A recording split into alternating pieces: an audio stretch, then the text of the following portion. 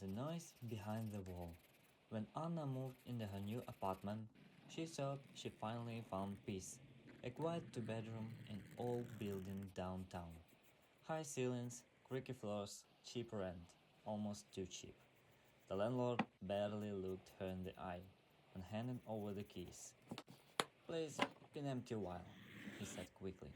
Don't mind the noise at night. Old pipes.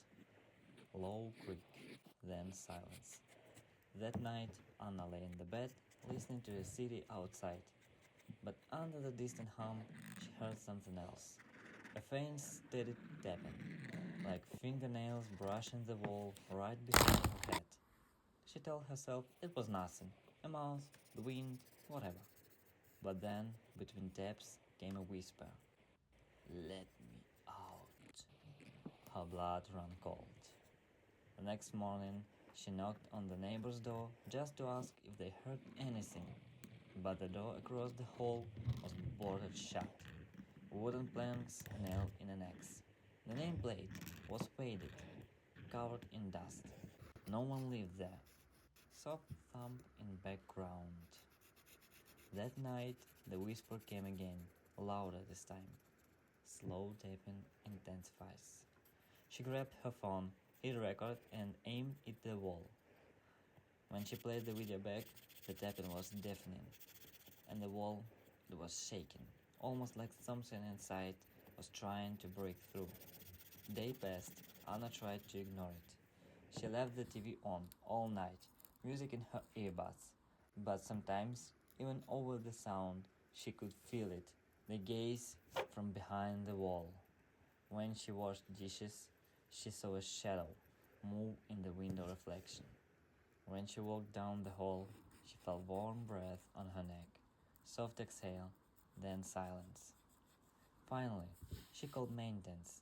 The repairman, an older guy, quiet, came over to check the plumbing. He pried open the panel in the bedroom wall and frowned. Oh, you might wanna see this, he muttered. Behind the wall was a hole, a narrow tunnel leading straight to the boarded up apartment next door. The air that drifted out was cold, damp, and smelled sweet, almost rotten.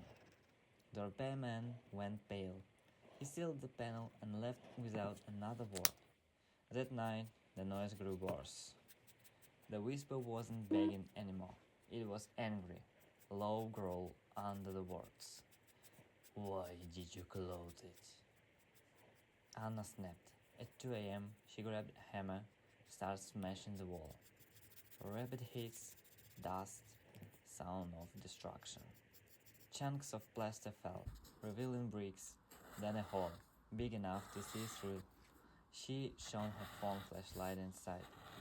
The room beyond was coated in thick dust, furniture covered with sheets, photographs on the wall, a family of three, a woman, a man, and a little girl.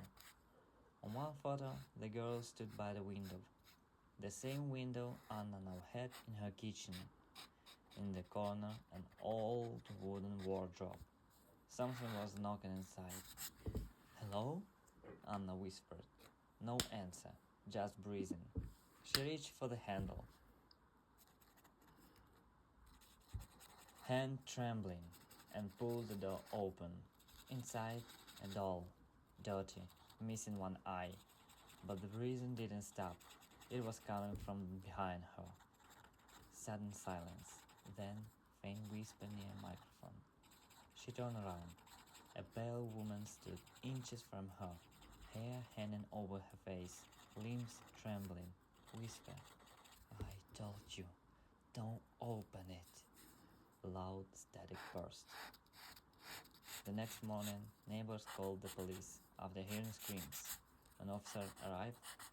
They found the wall smashed open, dust everywhere, but no sign of Anna. Only her phone, still recording. The last frame showed the wall, motionless, until a small handprint pressed out from the inside.